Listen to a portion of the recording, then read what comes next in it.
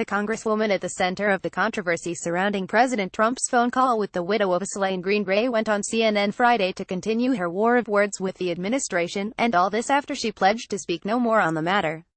"We're talking about a specific soldier," Rep.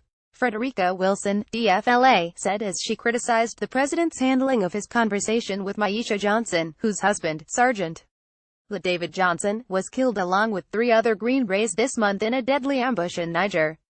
"Every soldier is different. Every family is different, and when you have a young mother who is 6 months pregnant with 2 small kids, you say, 'I am so sorry that you have lost your husband.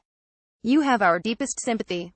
If there is anything this nation can do to ease your pain as your president, please let me know.' I am so sorry," Wilson continued. She added, "That's what I would have said. That's what Trump needs to practice to say. He doesn't need to talk about what people sign up for. That is unconscionable." The Florida congresswoman was a personal friend and mentor to Sergeant Johnson. Wilson was with Maisha Johnson when the president called to offer his condolences. Wilson and Sergeant Johnson's mother both alleged the call went terribly wrong, and that it ended with Maisha Johnson breaking down in tears. The White House at first denied Rep. Wilson's version of events. It argued later that it was in poor taste for the congresswoman to share the details of the president's private phone call with Johnson. Wilson, for her part, has cycled through a series of tonally differently responses to this controversy, including defiant, giddy, and somber. For example, her office pledged Thursday that she would no longer comment on the conversation between Trump and the Johnsons after White House Chief of Staff and former Marine Gen. John Kelly, himself a Gold Star father, accused the press and the congresswoman of making the president's phone call into a days-long news event. The congresswoman will not be making any further comment on the issue because the focus should be on helping a grieving widow and family heal, not on her or Donald Trump, Wilson's spokesperson said in a statement.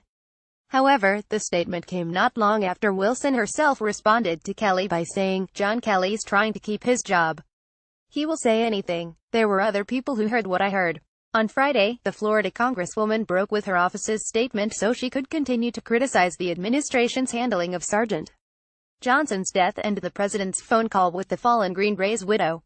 When Trump told Maisha Johnson that her husband knew what he was signing up for, "That is not a good message to say to anyone who has lost a child at war," Wilson told CNN. "You don't sign up because you knew you're going to die. You sign up to serve your country." And when Trump says Sergeant Johnson died surrounded by friends, he was abandoned. That did not apply to him, she added. He was abandoned for 2 days, for 48 hours.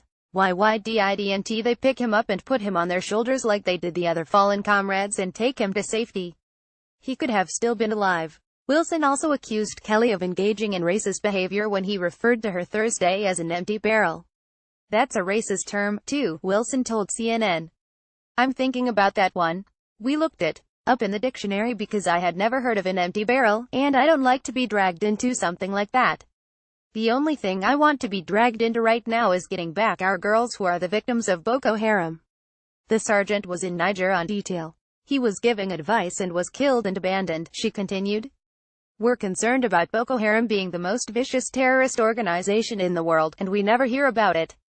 And Boko Haram and the Islamic State combined, and they killed my son." There was a slight pause before the CNN hosts pushed her to clarify what she meant by "my son," to which Wilson eventually explained that she meant, "my role model son."